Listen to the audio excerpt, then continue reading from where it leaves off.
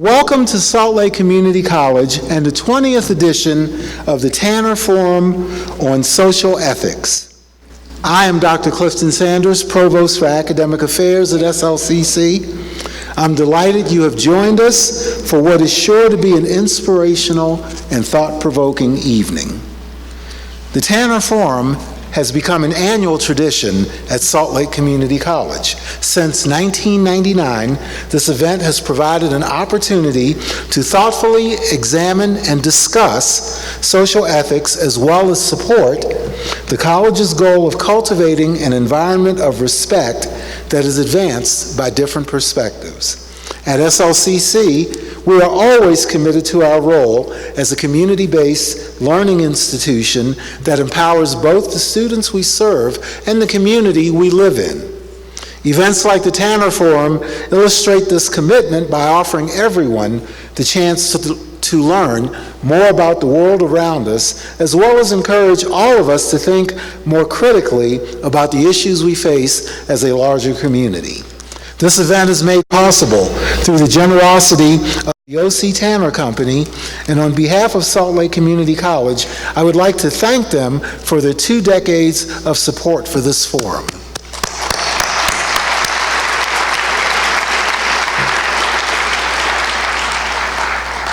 Before we move on to our keynote, we would be remiss if we didn't recognize and express our sincere gratitude for Barbara Tanner. Barbara is a champion of human rights and a treasure in our community. We are honored that she is here tonight, and we are thankful for her support and partnership.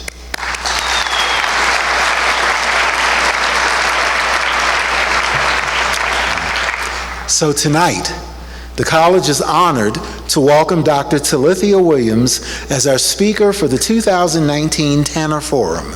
Dr. Williams is a groundbreaking professor, passionate STEM and STEAM advocate, and popular author and speaker.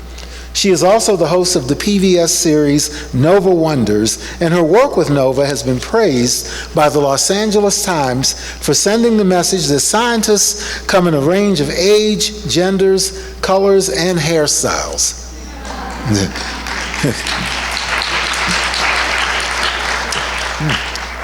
I guess a shout out to the hair crowd, huh?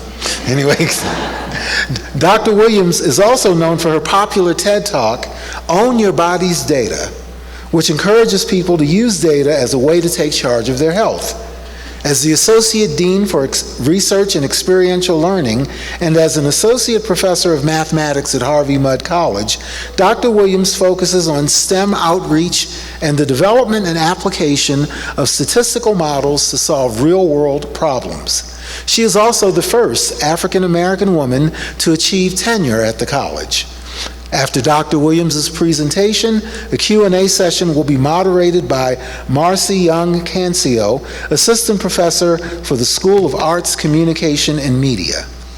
And now, without further delay, please join me in giving a warm Salt Lake Community College and Salt Lake City welcome to the esteemed Dr. Talithia Williams.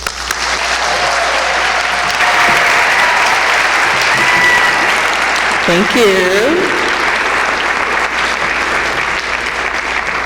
Hey everybody, I'm super excited to be here with you this evening. Shout out to those of you who were with me at lunch. Where are you at? Let me hear you. No, that was weak. That was really weak. Let's try it again. Who was at lunch today? Pizza lunch? Yeah, awesome.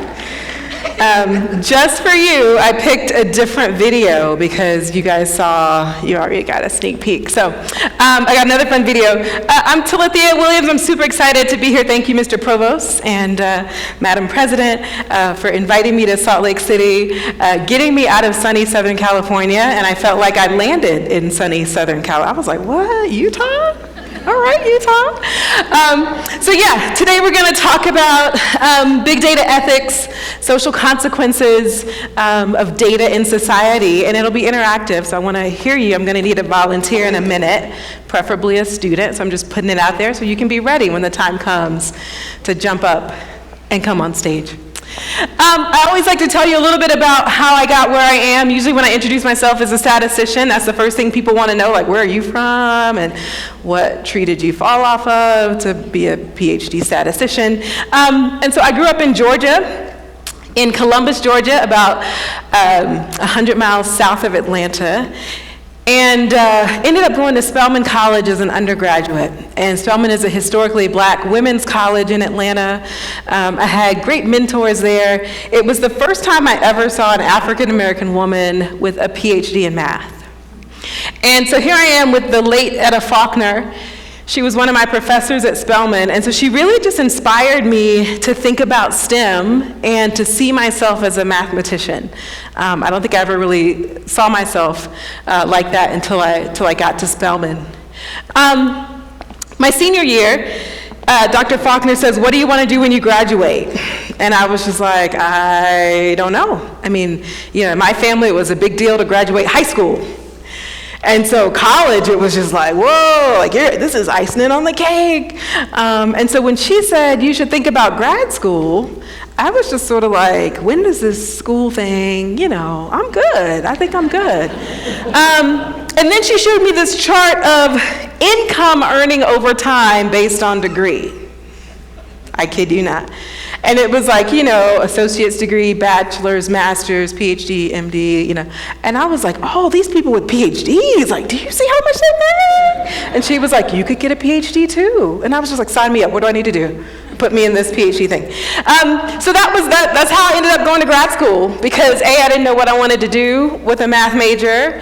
And then I saw this chart and I was like, well, I should get a PhD so I can make more money. And yeah, when I graduated, I was just like, you know what? It's not really that much more. But, it's all good. It's all good. I was already hooked by then. I started a math PhD program at Howard University in Washington, D.C. Loved mathematics. It was getting beautiful and complicated and theoretical. And I was like, oh, I'll just take a statistics elective, just to lighten it up a little bit. And so I took a stats elective. I took a biostatistics course. It was in the biology department. And so I was like, oh, that'll be a nice breather for some of these advanced mathematical courses. And in this class, we were looking at a data set that was mothers, and it had whether or not they were smoking or not smoking during pregnancy. And I was like, oh, that's weird. Why would you ever have a data set of smoking mothers? And he was like, oh, this is historical data. This is, And so I was like, okay, great. So, and then once we looked at the mothers, we also modeled the baby's gestation, so the length of time that the baby spent in the womb, and the baby's birth weight. And, we did this statistical model, and it said that, hey, for mothers who smoke, they have shorter gestations, and their babies are lighter in birth weight. And, the class is like, well, duh, And if you don't smoke, you have, long gestations, heavy birth weight babies. And so we were just sort of sitting there looking at each other, like, why are we even looking at this data? And he said, this wasn't always so. In fact, when this data first came out, tobacco companies were quick to discredit it. And they said it must be, no, it must be the DNA, it must be the ethnicity. It's not cigarettes. To which we were just like, of course it's cigarettes. Like it's, the women, they're different women in each group. The only difference is smoking or not smoking. Like, who didn't see this? And so then he pulls up trials of where folks were arguing against the data. And I thought, oh, there's so much power in data, because in some ways it's just completely unbiased, right? The data doesn't have a side. It's just like, hey, here's what it is, right? We try to interpret it based on what we want it to say. But it was clear to the class and clear to most of you, right? If we saw a pregnant woman walk in smoking on a cigarette, we would all be like, I know, it's none of my business, but you might not know this, but your baby's smoking too, like don't do that, right? We'd all sort of feel like, oh, it's on me to do that. I gotta say something, because we recognize that. And yet at the time, that wasn't the case.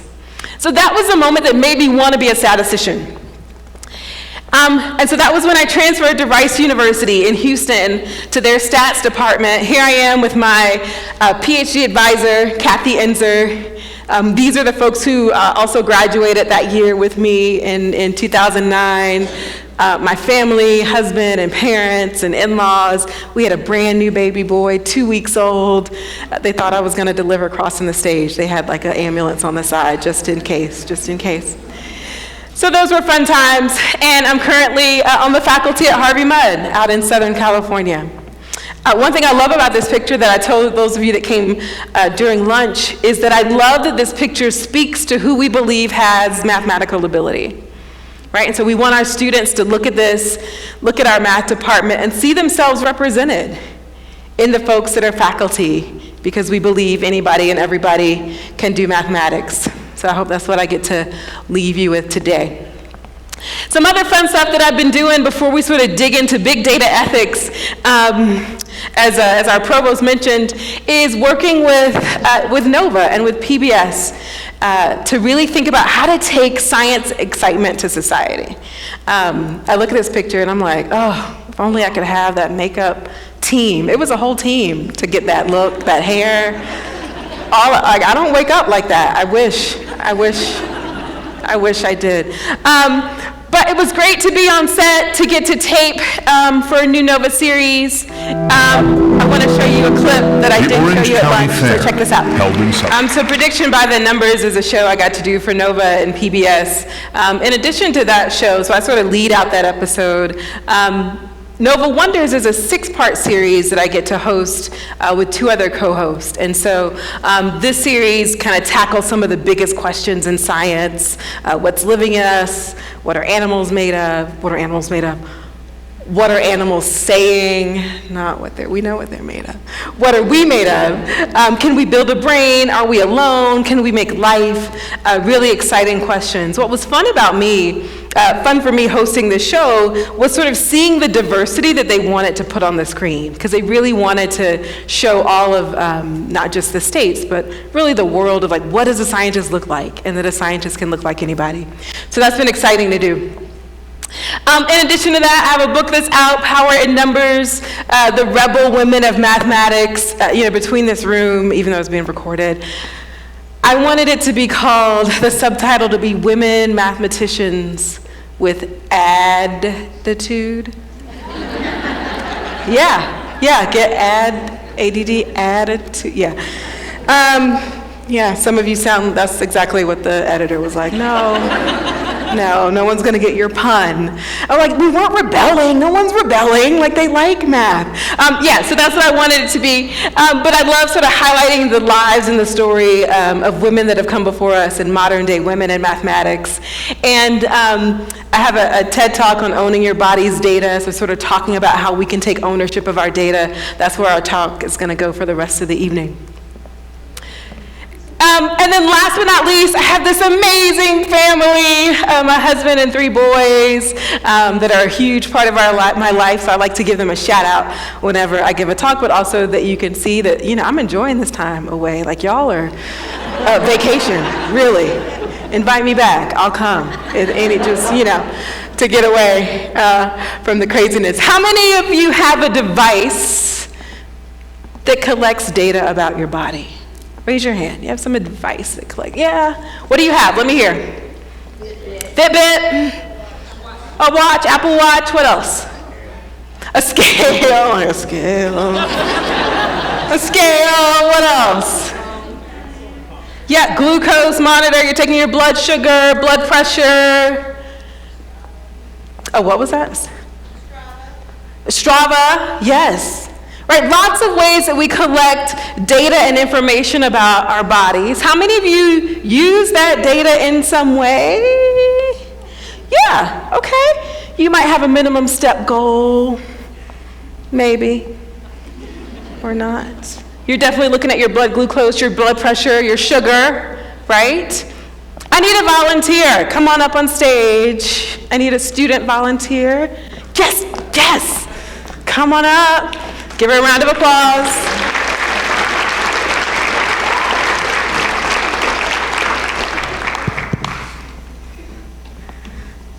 Come on over to the chair. Tell everybody your name. My name's Wendy, not like the restaurant, so there's that. Awesome. And what are you studying? I'm trying to major in social work. I'm trying to get my bachelor's and my PhD to either become a rehab social worker or a probation officer, a PO. So, do I sit with you? You're great. Yeah, I want you. You could just take on over, Wendy. My goodness. Yes. Yes. Okay, so here's the situation. Let's suppose you're in Wendy's shoes. Wendy, I'm going to be your doctor, so you've come to me. This is a follow-up visit where we did some testing, and I'm sharing results with you. Okay. Sound good? Yeah. Okay. It's so good to see you again. Let me tell you, I was happy to look at some of the culture that we took from you. There is no signs of cancer or growth or anything like that, so I wanted to definitely share that good news with you. Some of my researchers were looking at your data, and we noticed that, we took other cancers and put them in with your cells, and your cells seem to attack the cancerous cells, and we just have never seen anything like that before.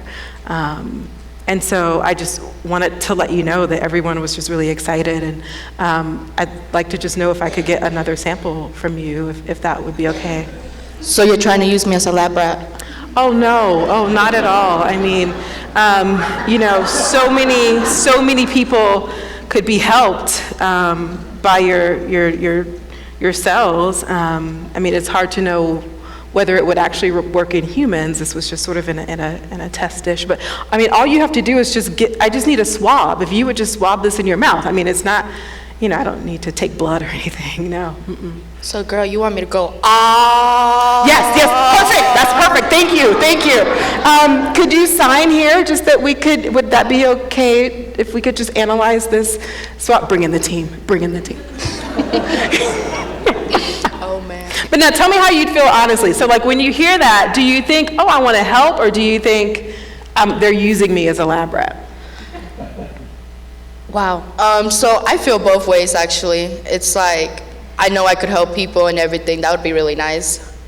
But then again, how much of my blood or cells or whatever do you want? Like, are you going to drain me until I'm dead? Yeah.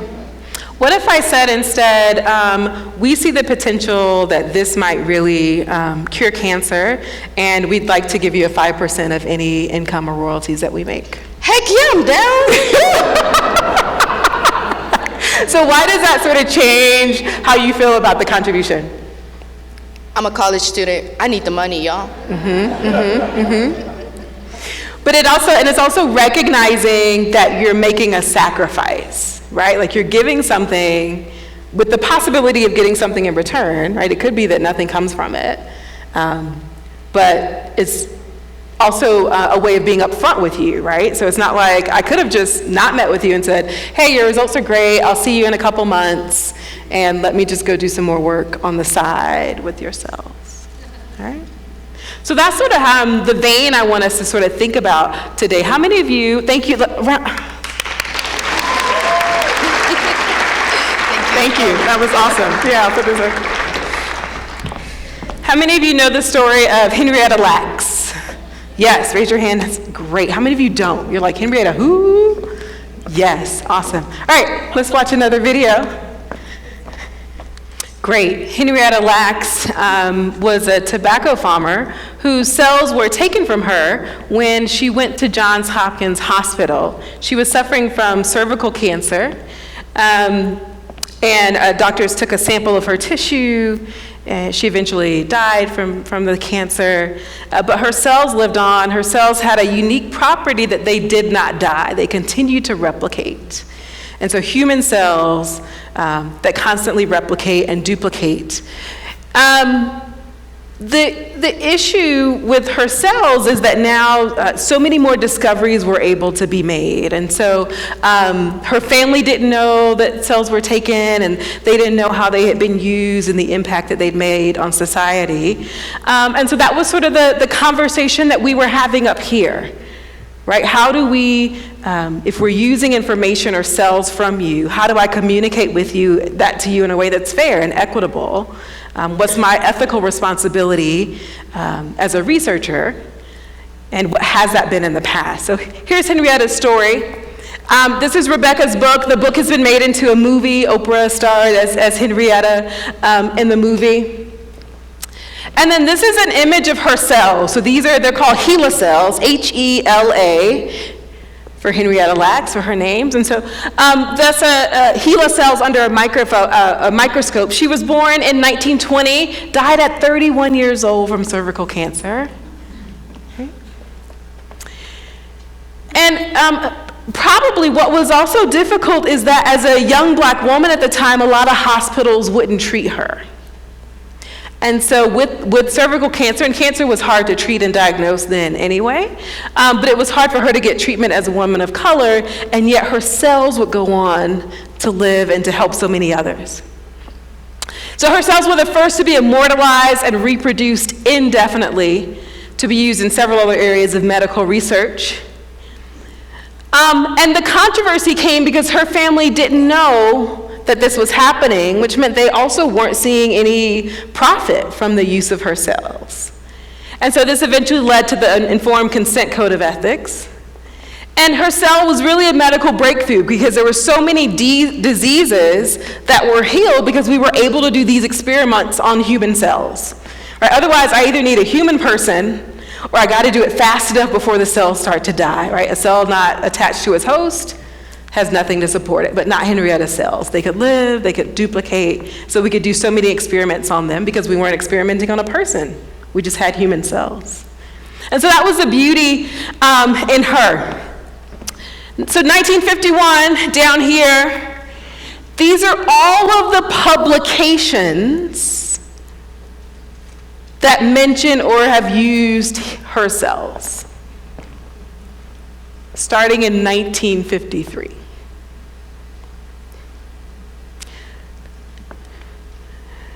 At the top is 5,000, and that's the number of publications in a year.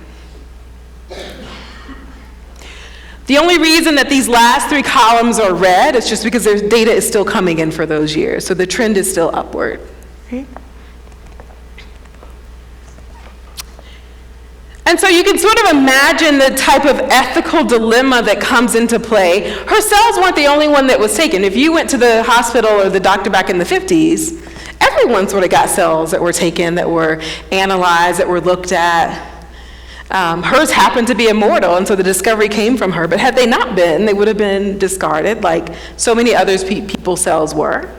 And so it wasn't necessarily that she was singled out, that had you gone to Hopkins, they would have treated you any differently. They would have treated your cancer, they would have taken a sample, they would have gone back and analyzed it. And also, to Dr. George's credit, it wasn't trivial. Like, there was work to be done to manipulate her cells to see that they were immortal. Right? So there's some energy and research that went into that discovery as well. But her family didn't receive any compensation. Her family had been living in poverty. They didn't have health insurance. So when they found out, they said, how is it that our mother could be so important to society? All these medical breakthroughs, and we don't have health insurance. We can't go to the doctor. We can't afford our medical appointments. And so that was really a big controversy. In 2013, the National Institute of Health came to an agreement with the family, and so this was published throughout the country because this was sort of a big deal, right? It was a reckoning of such.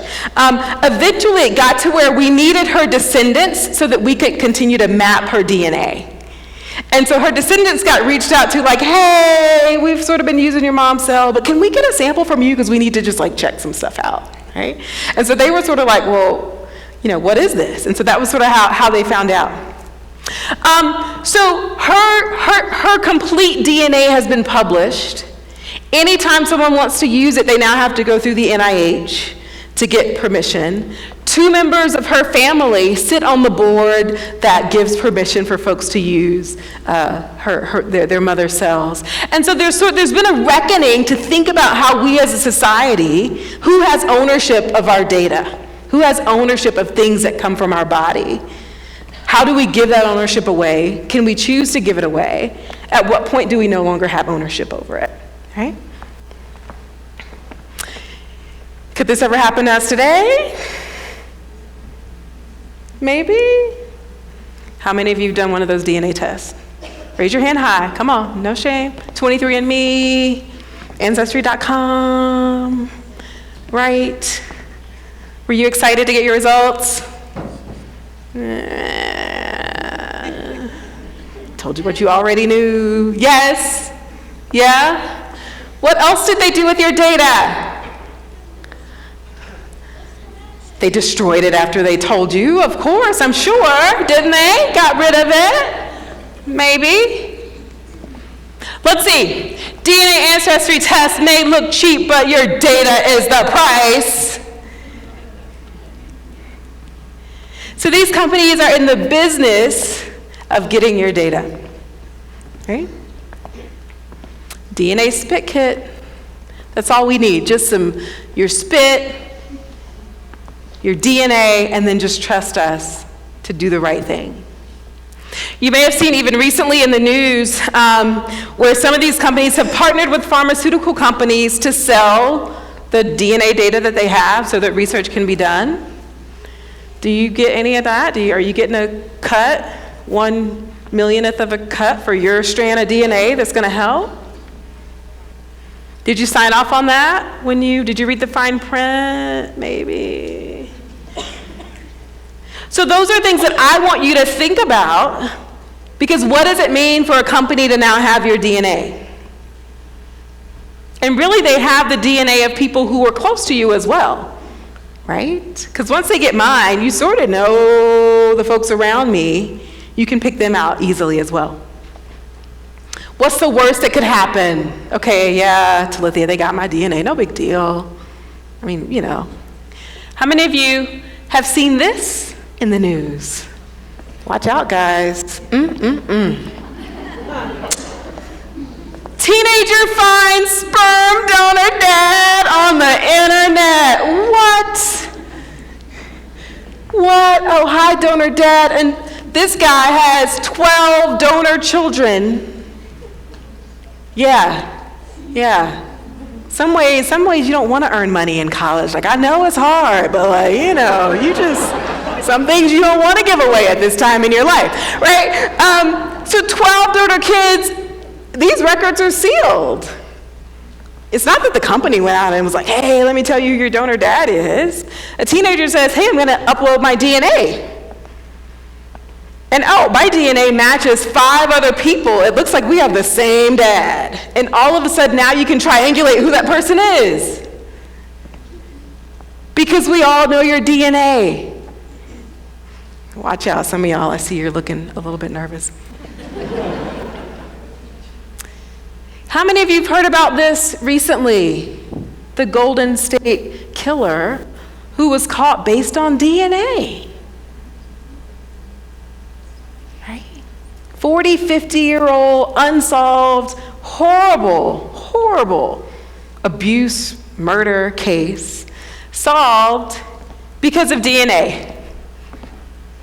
Under new guidelines, companies said they would obtain consumers' separate express consent before turning over their individual genetic information to businesses and other third parties, including insurers. They also said they'd disclose the number of law enforcement requests they receive each year. So there's been more pressure on these companies to put that up front. Don't put it in the fine print, right? Let me check off that intentionally. Yes, I want mine. No, I don't want you to send it to anybody else. Even if I say I don't want you to send my data to anyone else, if the law enforcement comes knocking, they have to turn it over. You can't be like, oh, Talithia said no, she doesn't want you to know about that crime that she did, right? They have to turn it over.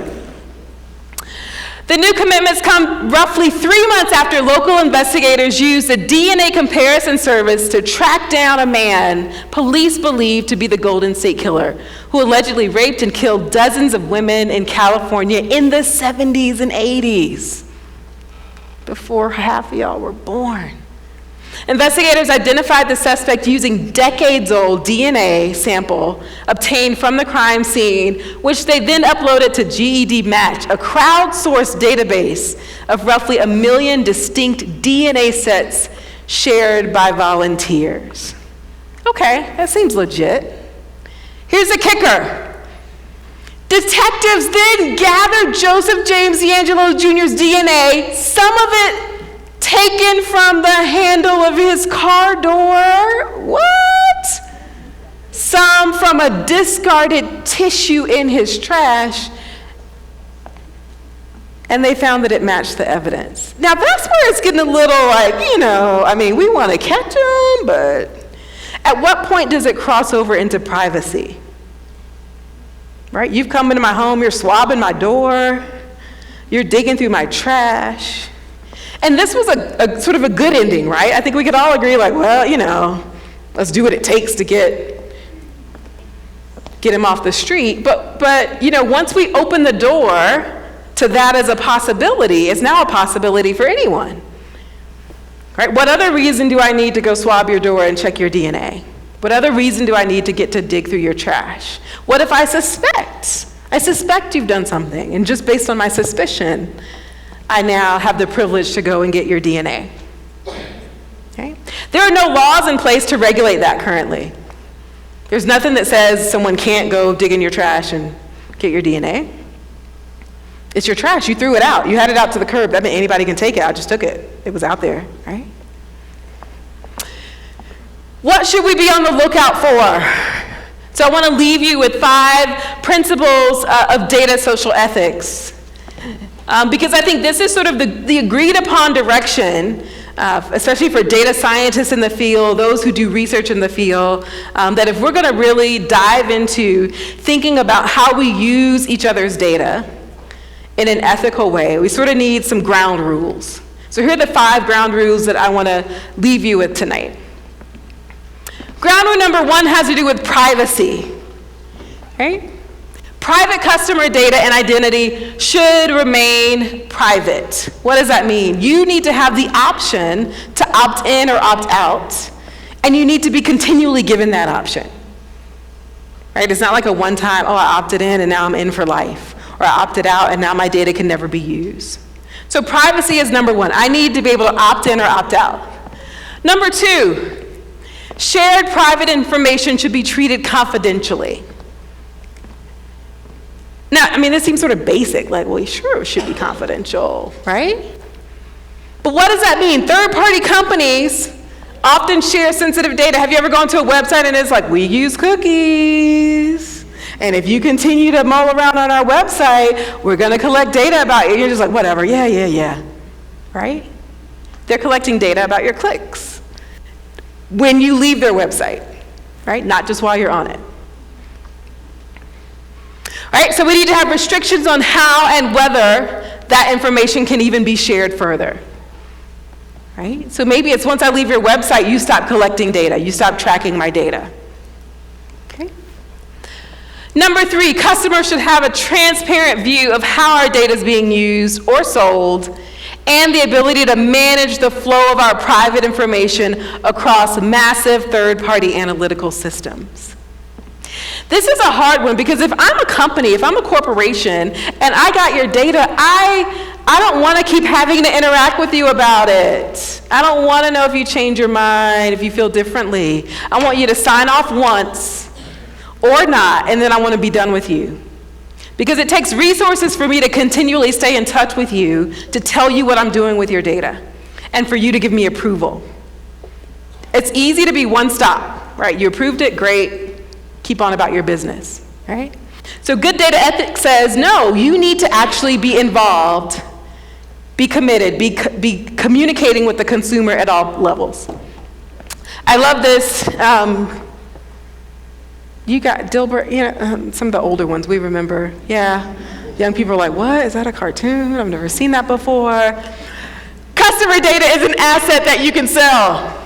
It's totally ethical because our customers would do the same thing to us if they could. Sounds fair? In phase 1, we'll dehumanize the enemy by calling them data. I like that. People hear data and they think, oh, it's just data. No big deal. Principle number 4, big data should not interfere with human will. Ooh. So this is where it gets a little touchy, because often you can use big data analytics to help you make up your mind. Or I can even use it to make up your mind for you. So companies have to begin to think about the kind of predictions and inferences that should be allowed and what should not be allowed. We do this in education. We have algorithms that are built off of the courses that you've already taken. And based on what you've taken, we'll say, oh, you would do well to take sociology too. Okay? You'd perform great in this sequence of courses. This is based on your history. The drawback is that it's not likely to push you into something that you haven't already done. Right? The algorithm's going to look at your historical data and it's going to suggest based on your history. So there's a bias that creeps into the algorithm. And so if you're like, yeah, I kind of like this, but I've always wanted to take chemistry, and the algorithm might like, ooh, no, we don't have any history of you in chemistry, and you took that one math class and you got a C, so we wouldn't recommend that. Right, so now all of a sudden the algorithm is biasing your opinion based on historical data, and it's not taking your preference into account. Right, so we always have to be careful when we look at models that the models aren't just regurgitating past information that we've just used to model the data with. Lastly, big data should not institutionalize unfair biases. We'll get into this a bit, but there are ways, data is built on the data that we have in society, and often that data has a bias. Maybe it's a racial bias, or a bias against women, or against other groups. So when we build models, computer models, on that data, the models have the same bias. It's not like they're like, oh, no, we're good. It's just going to pick up what we program it to do. And so often you see that coming out in machine learning algorithms because they can absorb that unconscious bias in a population just based on the sample data. And then when I give it new data, it's going to put the bias on that new data as well. And so we have to be thoughtful about that up front.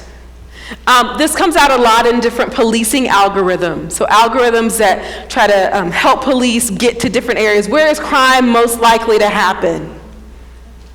Well, it's most likely to happen in the areas that are heavily policed because that's where the data has been coming from. And so then algorithms will then continue to send officers to those areas of town. Right? It doesn't send them out uniformly, although you could argue that different crime happens all over.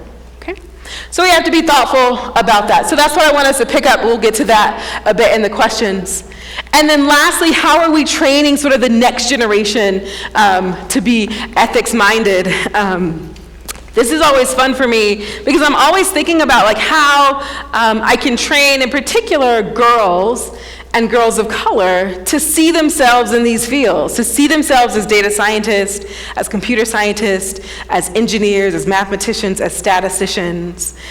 And when I first got to Harvey Mudd, I did not see any girls of color in my classroom. And so for me, I really wanted to find a way to reach out to girls right in Southern California. Like, we're in Southern California.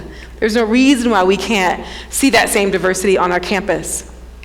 So for the past 9 years now, I've been doing a STEM conference for girls of color in our community to get them on our campus, to get them excited about opportunities in STEM. Because if we're going to solve the issues of social ethics and data ethics, we need a generation that's passionate about that.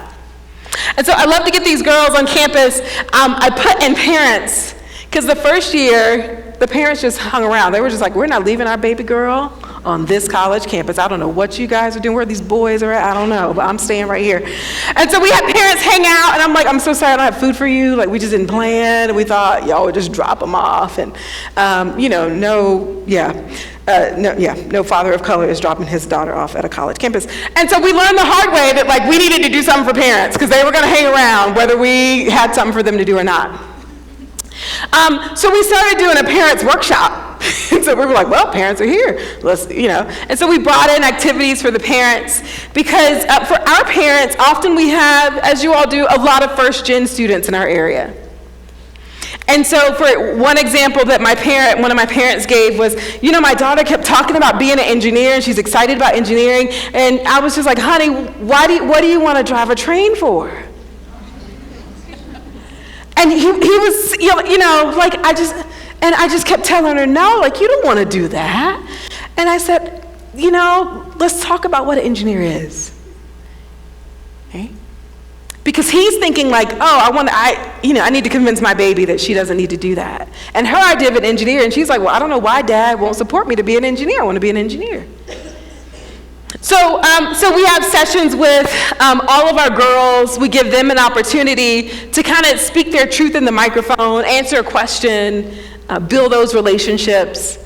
We have women who are professionals in STEM, whether they're doctors or computer scientists or mathematicians, come and share the research that they do. Come and share what their job is. How do you use math in your job every day? Okay? How do you use computer science? And then we have these small groups, because often girls of color don't see women who look like them who do cool stuff in science. And for me, I didn't see that until I got to Spelman, and so I was like, I want these girls to see women who are doing things so that they can really latch on to that. It's been great to get the parents in the parent workshop, because they tend to come back every year, and they're always like, I want to bring my son. So one year, last year, we had girls and boys, because the parents were just like, I just go home and take this stuff and apply it to both of my kids. And so we figured out how to do both. But the parents, I love this quote, I most enjoyed seeing the excitement and wonder in each young woman as they sat at the footstools of women who are practicing and actualizing their dreams. And so for us, it's been a resource for parents in our community, for them to have a place to come and also build a community of parents whose daughters are going through education in Southern California. And so I want to pause there, because I want us to have a lot of time for questions. And so thank you. The 3 points I want to leave you with: make sure you read the fine print.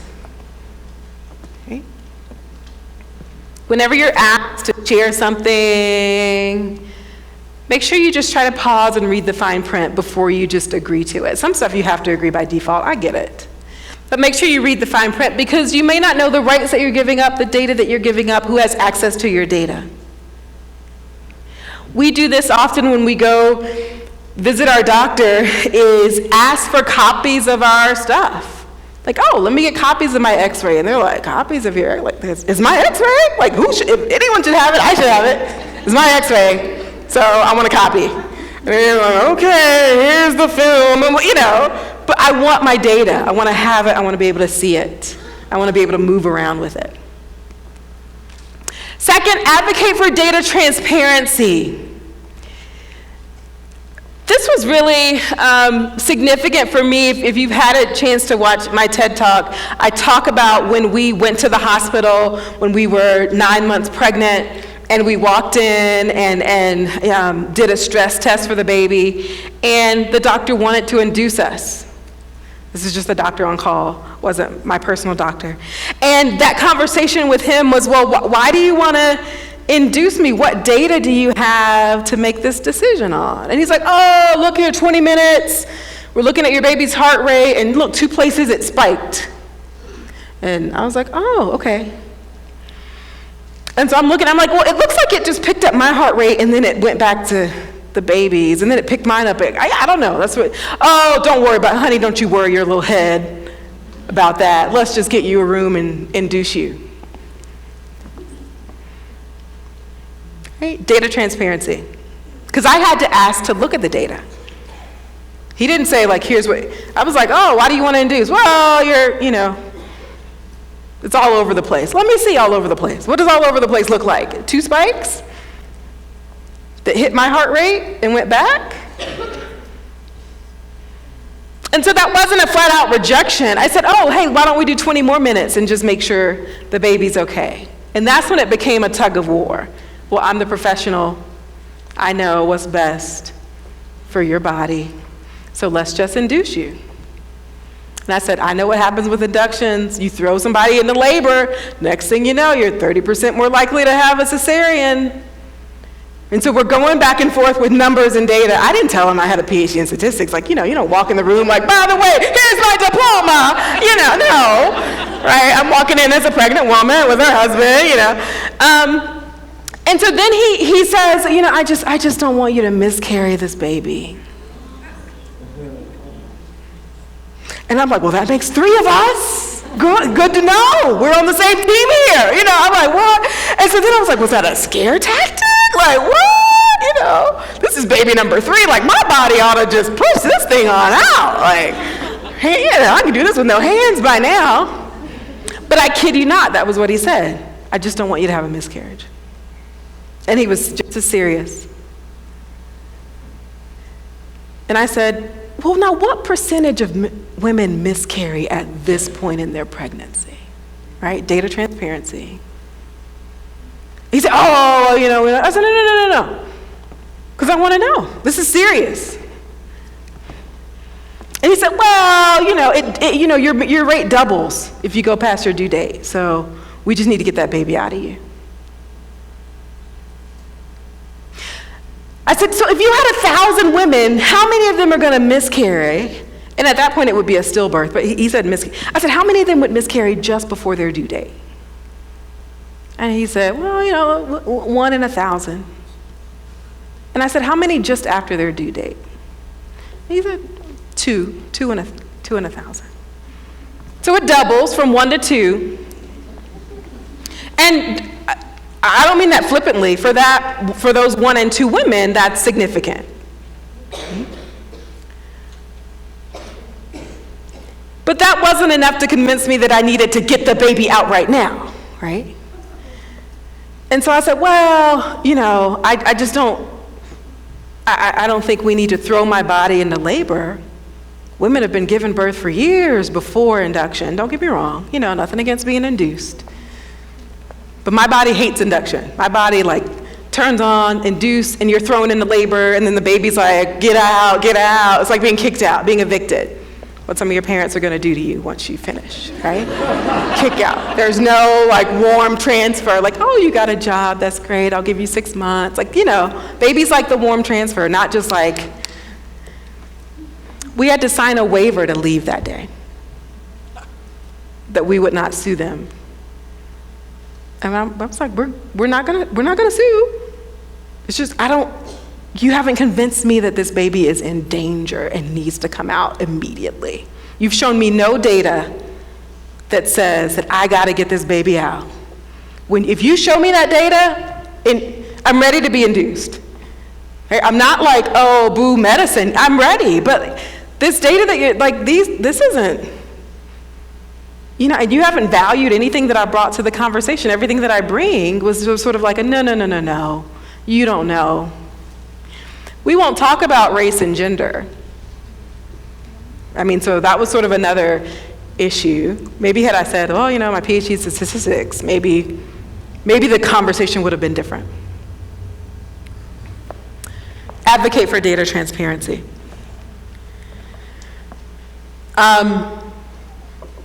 Decline everything. This is my personal advice. I decline everything. I just decline. I'm checking out at the mall. Can we get your phone number? No, I don't give it out. What's your email? No, I don't know where that's gonna be, who's gonna have it. I don't want emails from you. I just decline. I decline. Because then I retain the power. Right? Or have an email, you know, you have your junk email that like, that's the one you give out that you never really check, but it checks a box because I need to get this coupon, so yeah. Right? I know y'all don't do that. No, you don't do that. Decline everything. Let me pause here. Thank you so much. It's been such a joy to share with you tonight.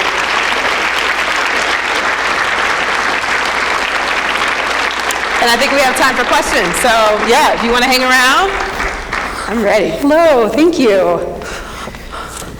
Ooh, and you can submit questions. I'm sorry, I don't need to give away your assignment. No, please submit questions. Hello, everybody. Thank you for coming. I'm Marcy Young-Cancio, and I'm an assistant professor of journalism and digital media here at SLIC. Yeah. What a treat. Thanks for being here. SLIC. So we want you, well, some people, Professor Huftelin, do I say SLIC? Do I say SLCC? No, SLIC. Definitely say SLIC. I grew up saying SLIC, so it's That cool, sounds so right? like Okay, I got the thumbs up there. Great. So we invite you, please, bring out your phone, ask questions. You can go to slido.com on your app. Information's behind me, I think. Hashtag SLCC Tanner, and join the conversation, please. Questions have been coming in. I have some. Awesome. I'll try to be Yeah, we'd like to efficient. take advantage of that. Okay. So let's start with your TED Talk. It has drawn nearly 1 million views on YouTube, 1.6 million plus on the TED Talks app. Some of those are my mom. I mean, That's like okay. half of them. I think Really? they only I'm just count saying. each person once, as I long as know. she's not Well, going from a she's bunch going of to- different she's at devices. the library. She's in the public Going. library, just everyone. Love it. So what does that tell you? I mean, that's 2.5 million people at least who have watched this. What does this tell you about public interest in data and what it tells us? So I think I was really surprised at how the TED Talk was received.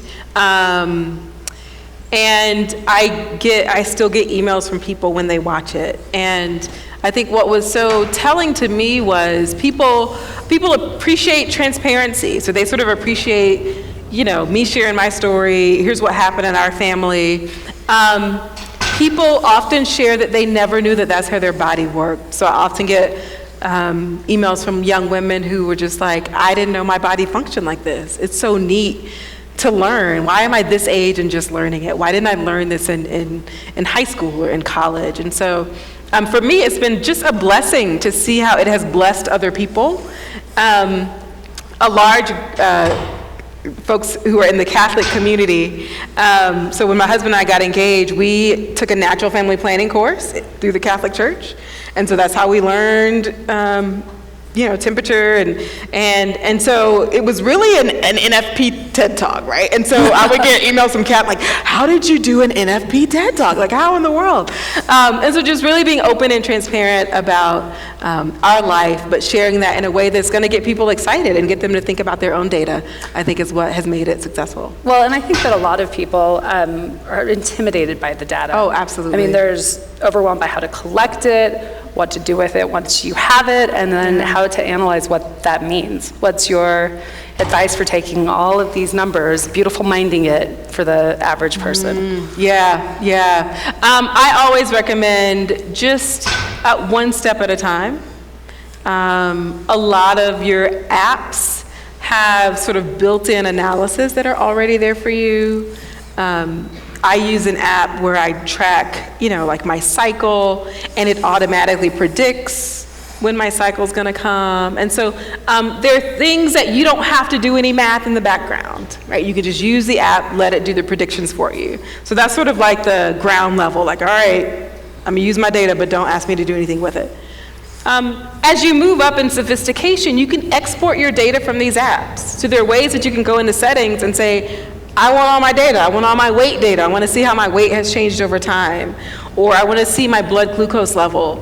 For my husband, it was his blood pressure data over time to see how that's changing and see how the body is changing. And so you can download that into Excel and let Excel do some fun things for you. You could also just do nothing with it. You could just look at the trend of your data. And so I'm never trying to make everybody a statistician, like you need to be exporting your data and writing computer code to analyze. You don't have to do that. Apps have gotten so sophisticated that a lot of that is built in for you. You just have to choose to use it and choose to change your life because of it. I also encourage people to take data and not make decisions immediately. So for example, let's say you want to collect data on what you eat on a daily basis, you want to start eating healthier. Don't just be like, I'm going to eat healthy and I'm going to write it all down. Right? Just start writing down what you eat, period. And after you do that successfully for a week, then maybe okay, on Monday, I'm going to try to be healthier and write that down, right? And so how do you ease into a habit, ease into a data collection method that's going to work for you and work for your lifestyle?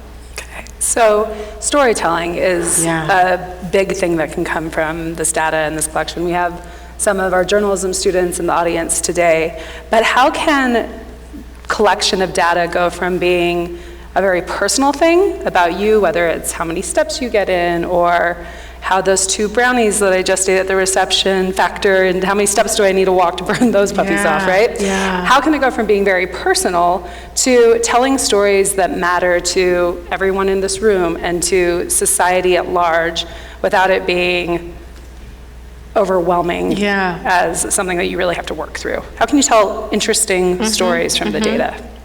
I think the example that we did on stage is a great example because it kind of it brings it home in a way that makes it feel very personal to you. Like, ooh, if that were me, right? I wouldn't want my data used that way. Or yeah, I want to be compensated, right?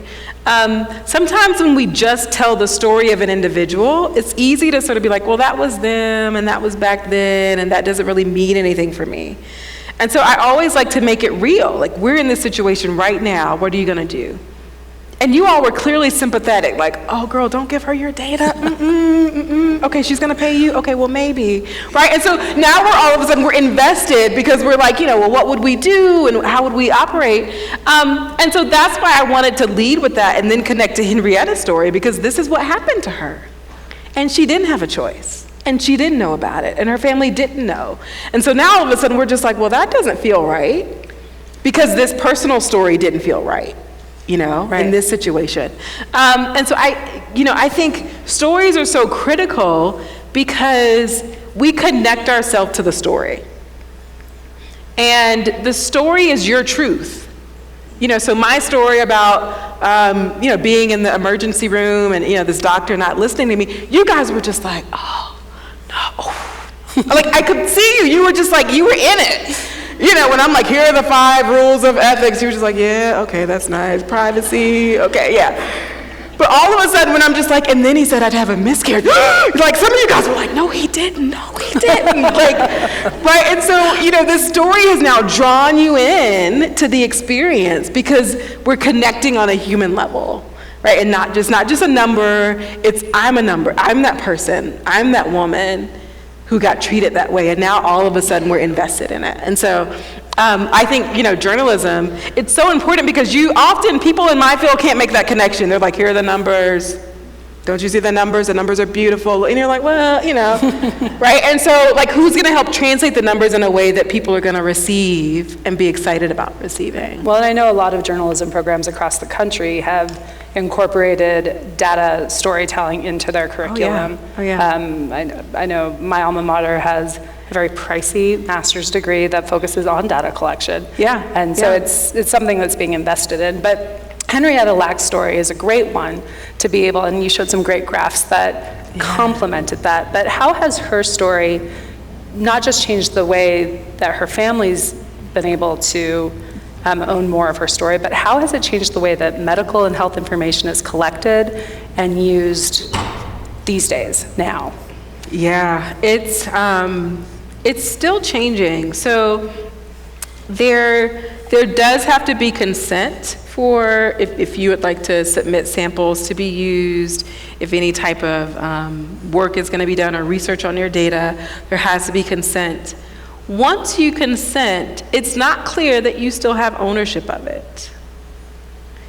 And often what you submit at consent, so my cells, aren't what turns into the final product. So there's a lot of research that goes into developing, analyzing, testing, that we're not putting any upfront money. We've sort of supplied the cells, but other than that, I'm not paying for researchers, I'm not paying for this time, I'm not paying for these experiments. And so the discoveries that come out of that, who do they belong to? And so courts have sort of sided with the pharmaceutical company or, the labs, the hospitals, because they've done all the work to get it to this different form than what, we would have given. And I think consumers are pushing back on that. And also pushing back on how do we give consent? And so some of the recent work in terms of, getting expressed consent from you when I do your DNA test now, instead of it being in the fine print and you just agree and you take it, now like, oh, I need to bring that up to your attention, ding, ding, ding, and you need to sign off on it. Okay, so even that step of making it, making it more fair for the consumer to know what they're giving away and to have the choice not to. But I think we're so far behind, and we're inundated with data. And so the laws are very slow to catch up. And so I think there's unfortunately room for mistakes to occur and questions in ethics to occur, which is Right. why this is such an important topic. What are the ground rules? We need some ground rules because we don't have laws that establish those ground rules just yet. And it's all moving in many ways so fast. much, much more quickly That's right. than the legal system That's right. tends to pace with. That's right. And the legal system is often, retrospective, like, oh, we got ourselves? What? Now what are we going, So a lot of genealogy research actually started here in Utah. The Church of Jesus Christ Yes. of Latter-day Yeah, Saints yeah. owns Ancestry.com. Do you think some of these companies should be on the hook or responsible for the way that some of this private data is discovered online? That's a baited question. I tell you, everyone's like, I'm Church of Jesus Christ. I want to see what she is going to say about that. But it's a fair question. Ancestry.com is one of the largest, and Yeah. a lot of research has been done. I know that the Family Genealogy Library has worked quite closely with the Huntsman Cancer Institute, that there's been a lot of identification of early cancers in indigenous populations because of that. So where's the balance, and what are the responsibilities of these companies? I think you're so right. I mean, I think there are ways for us to be creative, because realistically, we're not all going to get paid when we donate our DNA, right? And we may not all need to, but maybe it's if a discovery comes from a crowdsourced, data source like DNA, maybe it's given that 10% of that has to go to helping X, low-income folks, get access to this drug.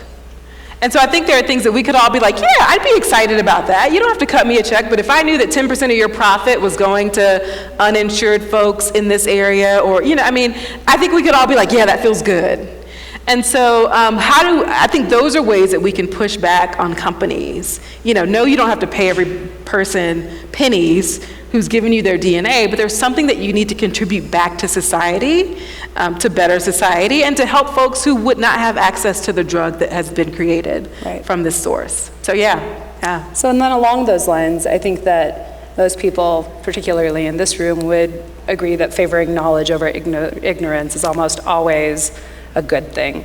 Almost. But when it comes to data and the collection of that, are there any concerns over having too much information? Like too much data? Is there too much? I mean, the answer doesn't have to be, well, yes, and it's very complicated. But is there such thing as too much of a good data thing in this case?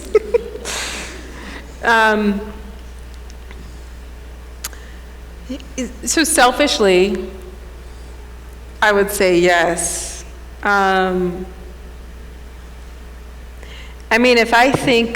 I look at Amazon, for example,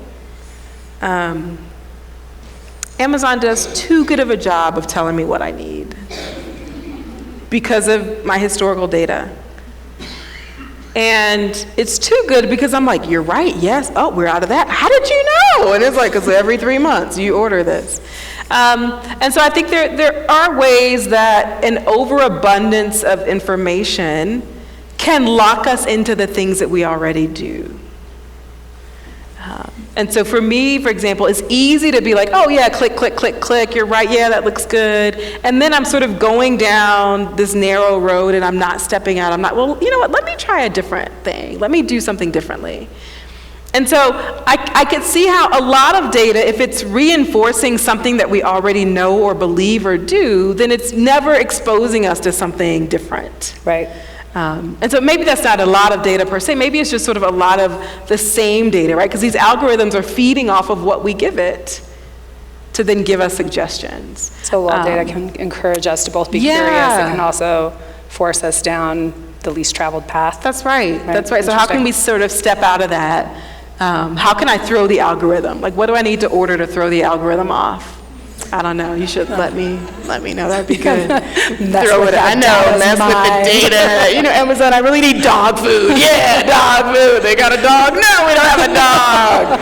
I'm gonna order some dog food so you can start suggesting dog. I don't know. Take that. I should do that. Dog toys. Like, gotcha. And then you look at your checkbook and you're like, who is really suffering here? data.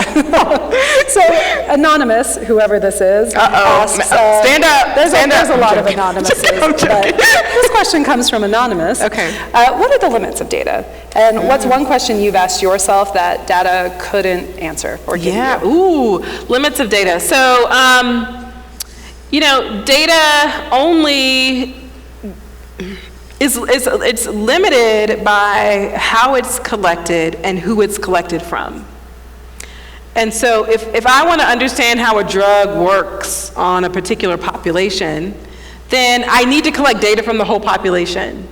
And if I don't collect data, if I only collect it from Asian women, for example, then I'm really only going to know how it works on that group, and I can't extend it to other groups. And so data is often limited because we don't always think broadly when we think about how to collect the best data set, and then we make decisions based on limited data. When seatbelts and airbags first came out, women were dying because they were sort of built for the size of a man. And so the seatbelt is like choking you here, and the airbag is, knocking you out. And then it was like, oh, maybe we should make seats adjustable because not everyone is the average size of a guy. And so there are ways in which we use data which continues to feed a bias because the way that we collected it is just biased. What was the second part of that question? The second part is what surprised me or something? What is one question you've asked yourself that data couldn't answer? I was like, is there a God? That's probably a good question. That data couldn't answer. I think those are always sort of questions of the human condition and the human spirit. And so a student made a great point, I forget his name, during lunch today about how sometimes our first inclination when we see someone different from us is a prejudice, and how we have to catch that, because usually the second thought is like, well, why would I think that? Well, that doesn't make sense. Well, that person hasn't really done that. There's no amount of data that I can collect to fix that or to even see that bias, because it's just innate. And if you were to ask me, like, do you have a bias against a group? Like, no, I love these folks, but I did shiver a bit when I saw them the other day,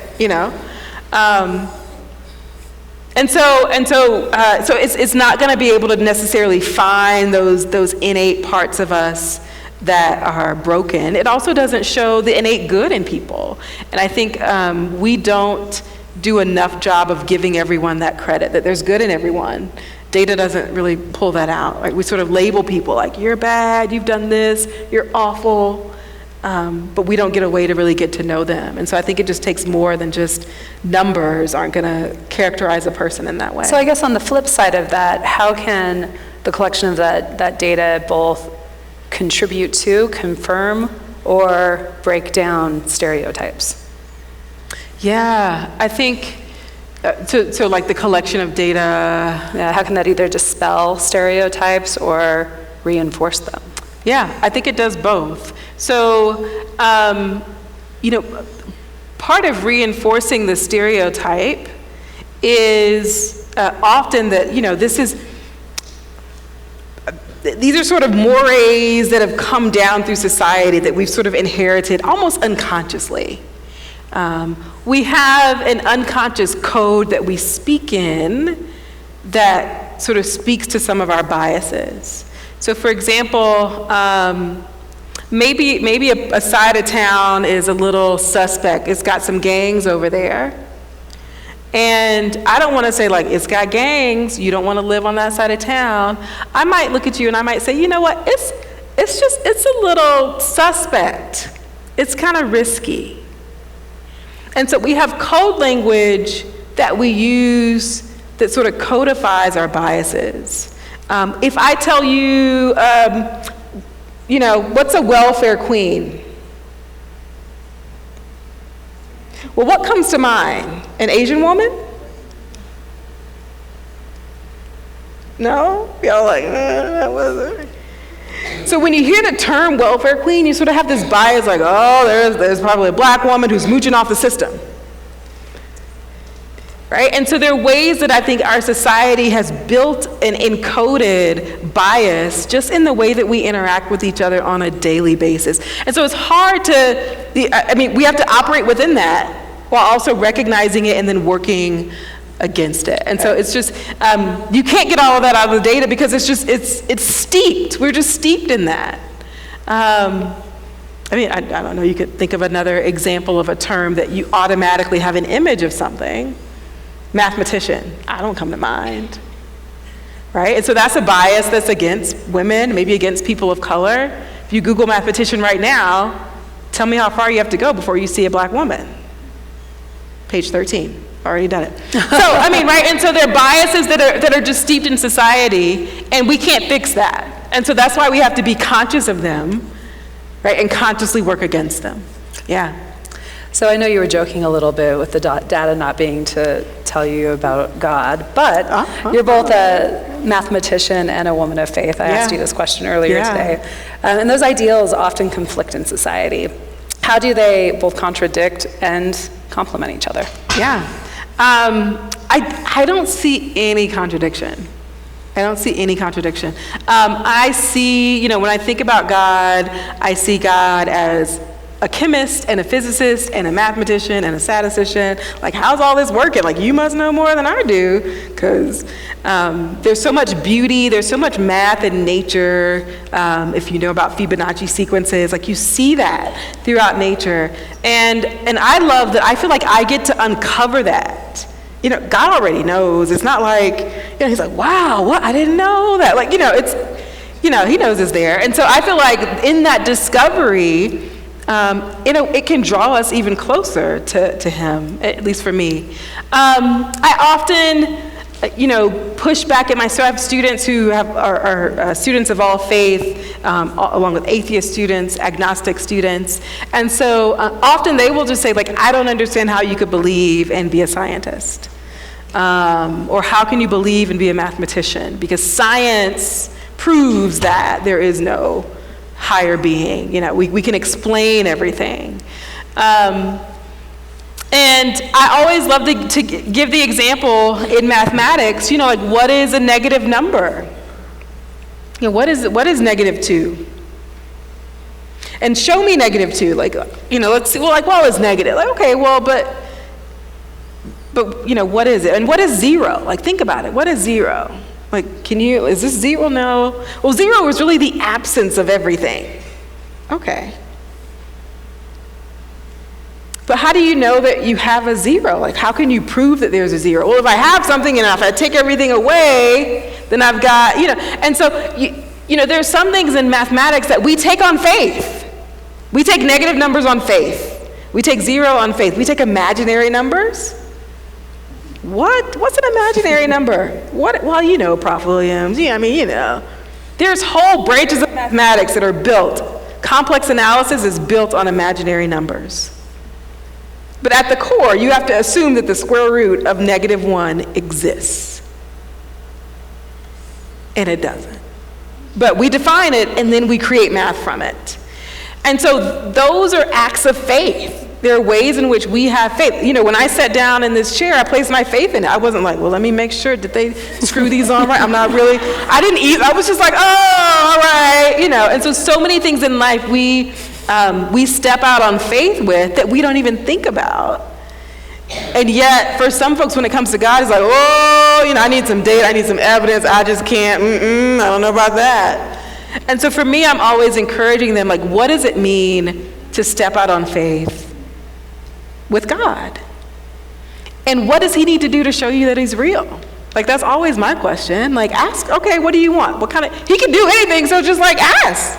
Like, God, I don't believe in you, but if you're real, can you help this to happen? I'm like, tell me, I'll pray for it. And, because he wants to let you know that he's real. He's not just like, no, I don't want to, I'm not good. She's cool, let her stay. Don't ask that of -2. Right, yeah. So I'm always like, he wants to know you. Like, he's cool. Trust me, he's so cool. He's not like, me, you did bad. Like, no, he's so cool. Like, can I tell him something for you? Like, and this was just like, what? And so how do we even show that type of a relationship is possible? That it's not just this, like, person in the sky that has no concern or care for you and your life. And what is it for so many students, like they don't know what that looks like and haven't seen that. And I'm not saying I have the perfect model of it. But yeah, how do we encourage people to go into something with faith and to let that faith help them to discover the truth and be comfortable in that space, right? I think that's just such an interesting analogy to actual numbers, which is it's a cool analogy that I've never thought of. So I'm going to shift a little bit to government. So Noah Lewis, who's our editor-in-chief at the Globe here, asks a question about that. That data is possibly one of the most valuable commodities that we have. And without divulging any government secrets here, because I know you've worked with both the NSA, I'd have to. and NASA. But to what extent is the government involved in our personal data? And should that be concerning to us or not? Or both? Yeah,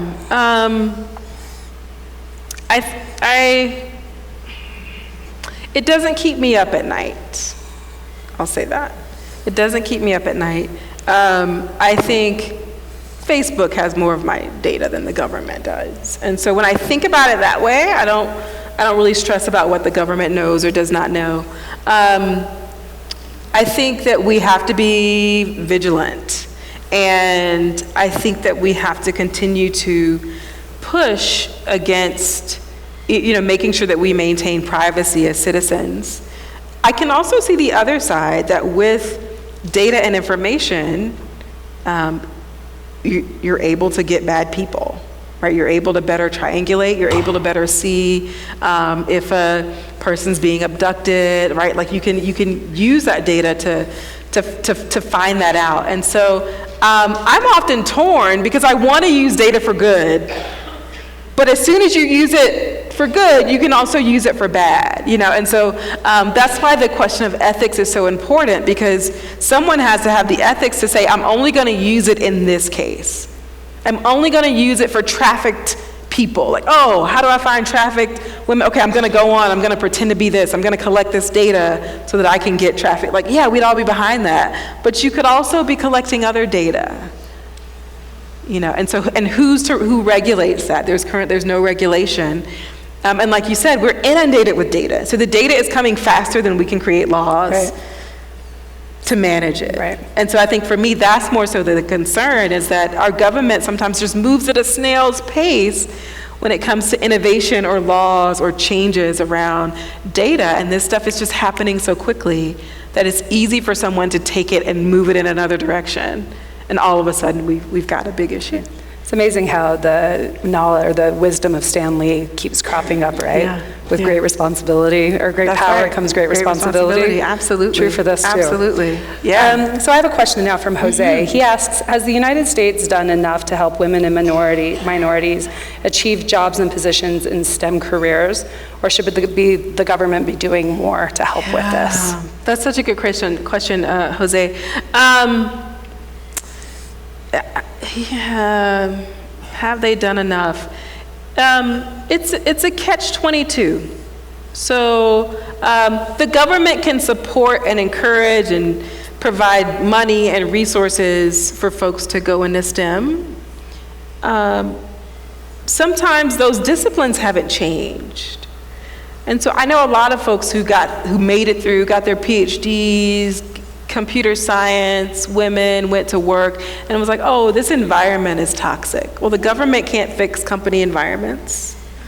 And so we sometimes lose people because the field isn't ready to change, in spite of all the support that's pushing and encouraging people to go into that area. Could they do more? I mean, so, when I think about the movie Hidden Figures, and I think about these women who worked at NASA as computers, women of all races, it makes me wonder then what happened to those talented women. Because NASA sort of became very male-dominated for a while, because it's sort of, computers, now we got real computers, so we don't need these women anymore. But it's not that they were necessarily brought into, technical tracks, engineering tracks, and they were just as competitive as men. And so I think in some ways, government has done a poor job of even keeping women and minorities in their sector when we've had them there and we've just sort of let them go because it hasn't been a priority. So yes, there's more work that can be done, but also the disciplines have to change. If I'm in math and you come into mathematics, I need to make sure I'm welcoming. And I'm not like, how'd you get here? Yeah, that was that government scholarship, wasn't it? Yeah, that's pretty, right? Because all of a sudden now you don't want to be here if you can sense that I'm like, you're not really the kind of mathematician that I like to see, but welcome, right? So that's not going to make anybody want to come into the field. Yeah. Well, and that kind of goes into this next question from our friend Anonymous. What can data do for the future of people of color by addressing challenges, racial discrimination, and alternative outlooks to promote positive change in our communities? Yeah, that's such a great question. When I think about maybe how data has been most harmful for people of color, it comes out in biased algorithms, in home lending algorithms. I mean, all of this is based on historical data. Even in the juvenile justice system, if I'm looking at recidivism, black males are more likely to be seen as unable to be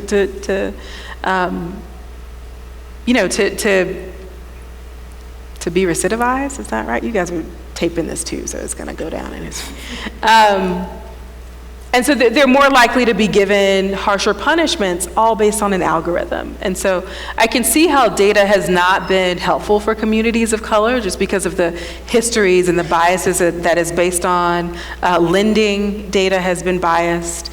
The ways that it could help, I think data transparency sheds light on that. So if you followed maybe the New York Stop, Question, and Frisk over the past couple of years, so New York used to have a policy where police could stop and question a suspicious person. And data started being published on who was stopped, or who got stopped under this policy. And all of a sudden it was clear that if you were a black or Hispanic male between 18 and 25, you got stopped on average twice a year by police, just because you look suspicious. The rate at which guns were received or crimes were committed nothing changed, but all of a sudden we had this huge stop of people of color. And so I think when that data came out, it was like, why are we doing this? Why are we assuming that these are going to be the folks who are going to commit crime? Because stopping them and questioning them is not leading to more guns off the street. It's just letting people know that you see them as criminals. And so I think when that data came to light and it was like, this is clearly a policy that is biased, and it ended, I was happy to see that, because it was like, now data has shown that your bias is coming out in who you're stopping, and we need to not do that. So I think the more that we can make data transparent, the more that we can make our mistakes transparent. It also shows that we made a mistake. Look at all these folks that we stopped. Look at all these kids that we stopped. Assuming that they were criminals before we assumed that they were anything else. It's interesting to be able to supplement that with numbers, actual figures. Absolutely, absolutely. So it was Sally Wright, I believe, who said, "You cannot be what you cannot see." And I know that you have spoken a lot about encouraging girls, especially girls of color, to get involved in STEM. So one, what are the challenges there, and what do you, as a woman of color in this world, say to those girls? In a really practical way. To get them there, to actually get them there, beyond just inspiring, but to inspire action. I think, so one of the challenges of being a woman of color in STEM is, and I mentioned this at lunch, is that that's not how people see me. That's not how you see me. And if you saw me on the street, your first thought would not be, she's probably got a PhD in statistics, and she's probably a math professor. And so it's a negative stereotype that I have to encounter. And it's not always that it's negative. It's just that, I'm on the airplane with you and we're talking and, hey, what do you do? I'm a math professor. And it's like, oh, really? You know, I mean, it's just like shock and disbelief, you know. And I know it's gonna come, you know, and I'm not offended, but it comes. And to some of you, you wouldn't get that. You'd be like, oh, okay, yeah. Like, you fit my description. That makes sense. I never get that. I always get a like, you don't say. I've never had a math professor wear heels. And I mean, people just sort of come out the woodwork. And so I think for me, it's, you know, bringing people into that atmosphere, you know, encouraging girls to want to come in, knowing that it's not perfect yet. Right? It's almost like marrying into my family, like, you know. Like, I want you to come and join, but like, we're working through some stuff. Math is still, you know, STEM is still working through some stuff, and yet we want to bring more people in. And so, can we fix it and then, like, we don't have time to fix it. We don't have time to air all the dirty laundry. We don't have time to, you know, get all the folks out who don't think women should be here. We got to bring people in with the junk that's already there. And that can be hard because I think you have to have a tough skin to ignore that part of the field that doesn't think you should be there. My advice, you know, I'm always encouraging girls to, I mean, not just to see me as an example, but to really hold on to their dream and their passion. I think it's easy to allow other people to chip away at that. Because other people can sometimes inflict their own perceptions of us on us, and then we sort of take that in. And, you know, this happened, I shared at lunch when I went to a conference, and I walked up to the table, and the woman's like, oh, you're probably looking for the other conference down the hall. This is for statistics. And all of a sudden, I was just like, well, maybe she's right. Maybe I'm not supposed to be here, you know. And so it took me a while to get that voice out of my head, to be like, no, I'm at the right place. And I know I look different from everyone here, but I'm here. And so how do I encourage? I try to encourage young girls to be in that space and to own that space and to be proud of being in that space, in spite of what well-meaning folks will say, to try to push them out. And then on the flip side, what advice would you give to white males, to white females, to some of the people who maybe haven't had to face some of the same challenges as women of color? What advice would you give them as we try to change the demographics here? Totally. I often encourage my majority students to be the first to speak up when they see things happening to women or to people of color. And so I've had my white male students to just be more conscious, like, oh, Prof. Williams, I noticed in a study group that a female said something and we didn't listen. And then when my male colleague said, you know, student, all of a sudden we're like, oh yeah, that's a great idea. And he said the same thing. And I brought attention to it. Right? And I said something about it. And so I think often those voices in the space can say, hey, no, I'm noticing this and this is not okay. Recognizing that people come into a space differently. And so, you know, when I was in grad school, I was always conscious of the fact that I was the only black woman in my class. And so it also made me wonder if I should ask questions, because I was like, well, I want to ask a question, but if I ask a question, is it that I don't know? Are people going to think I'm a woman and I don't know? I'm black and I don't know?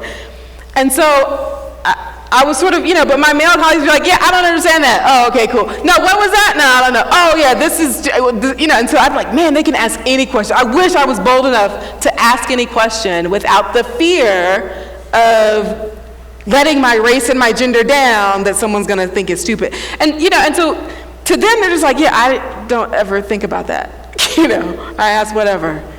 And so then what does it mean for, you know, majority men, white men to be aware of that? When you walk into a space, you're comfortable for a reason, right? And that comfort, everybody doesn't have. And so notice who doesn't have it, and then try to empower them in that space. I mean, that's sort of one thing. I think white men can be great mentors. I talked about my AP Calculus teacher who was an old white guy. He was in his late 50s. He was a young thing. The older I get, I'm like, he was young. He was full of life, full of life. But yeah, when I was 17, he was an old white guy. And he was the one who said I was talented. He was like, Talithia, you're really good in math. You should major in it when you go to college.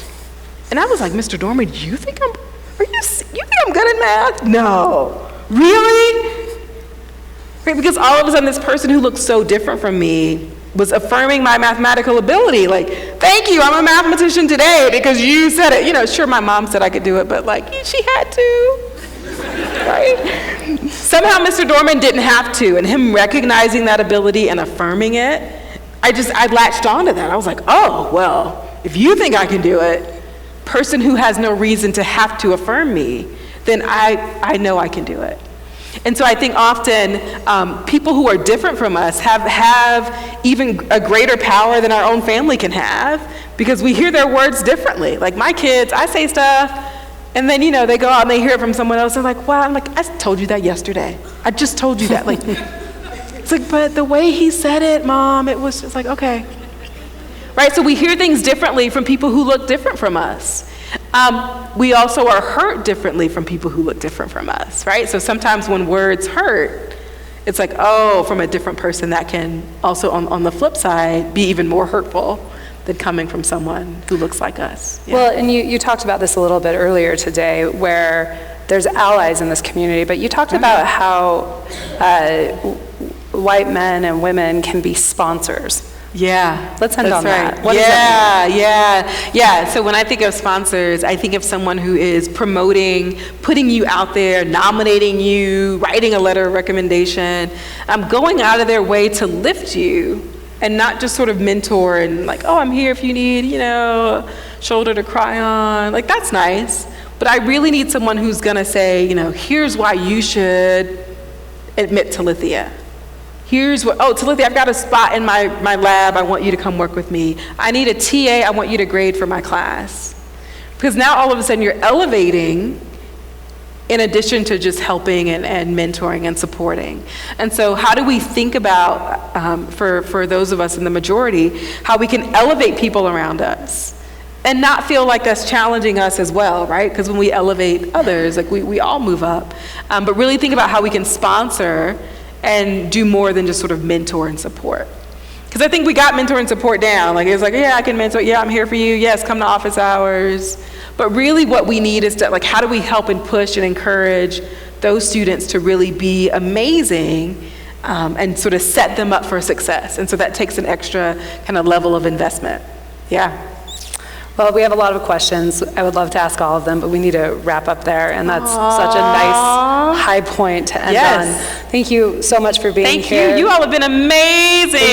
Thank you. Thank you. Thank you.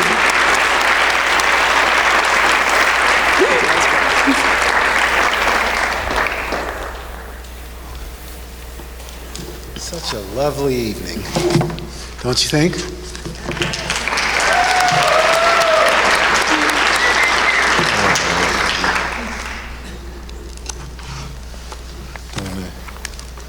Okay, so I just have some, let me just echo Marcy in thanking Dr. Williams for her time and for her sharing her great insight and knowledge. We're also grateful to each of you in the audience for being with us tonight, for your insightful questions, and for contributing to this thoughtful dialogue. And lastly, thanks again to the O.C. Tanner Company for making this evening possible. And as we adjourn, we certainly hope to see you here with us next year. So thank you very much. Have a good evening.